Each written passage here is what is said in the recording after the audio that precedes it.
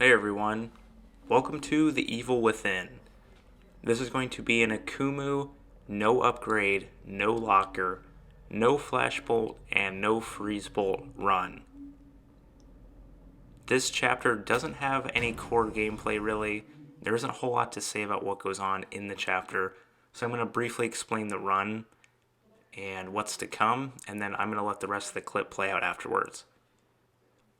So for this run, I'm going to be playing on Akumu, which is the hardest difficulty in the game. In this difficulty, everything kills you in one hit. Even the most minor of damage sources will kill you instantly.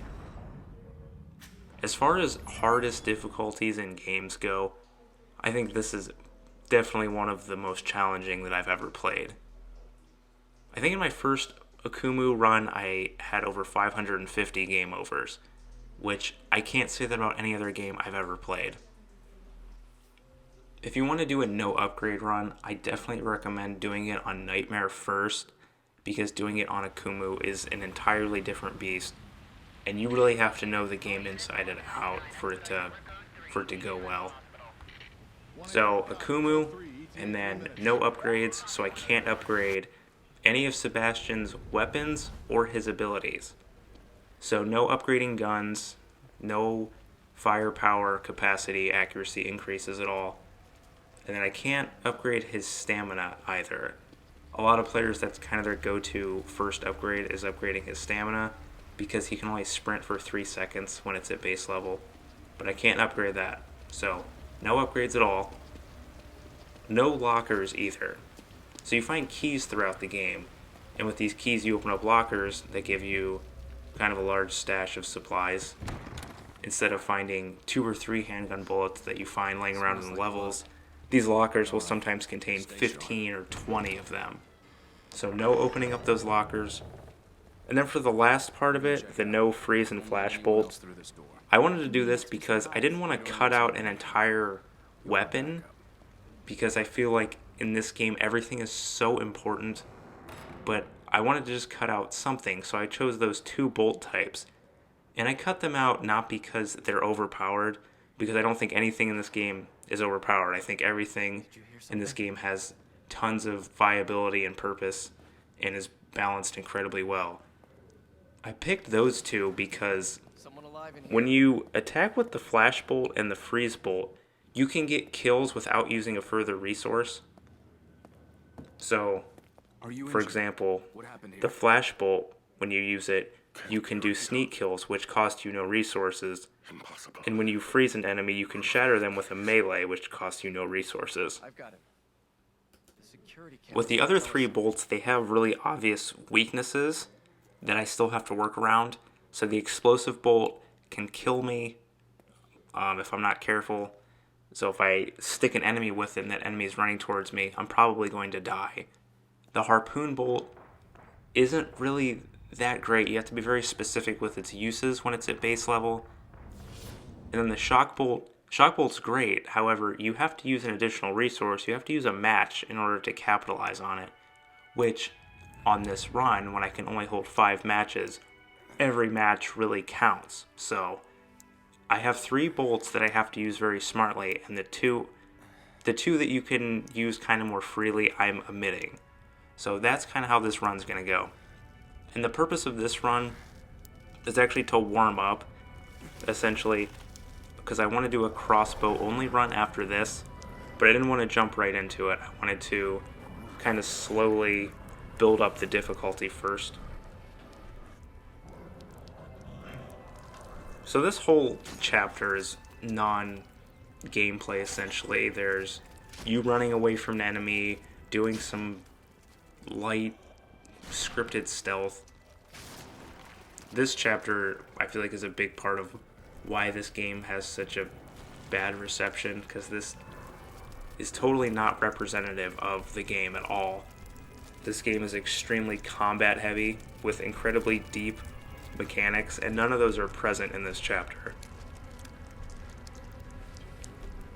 All that being said, I feel like I had to upload this since this game only has 15 chapters, so if I omit one, then that's kind of a lot to not be including in the playlist, so I included it anyway.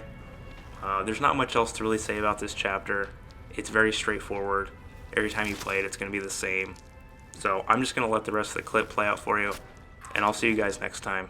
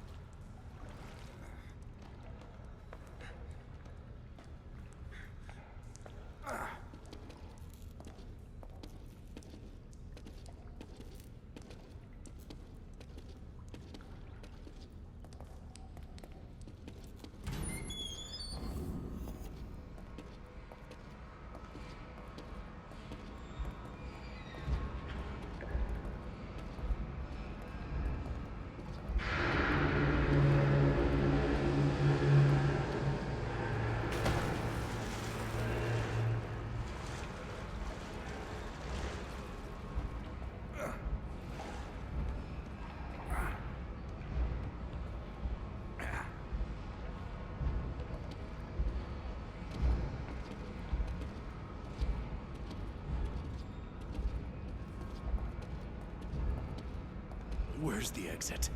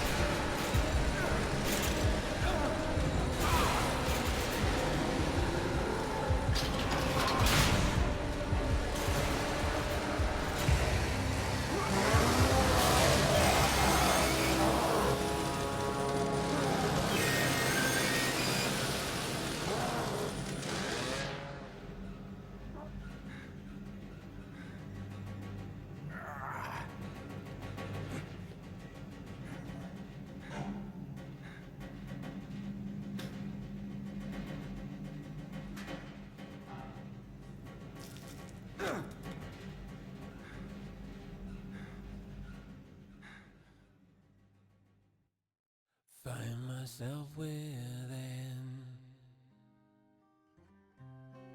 Darkness twisting me around. There is nothing I can do.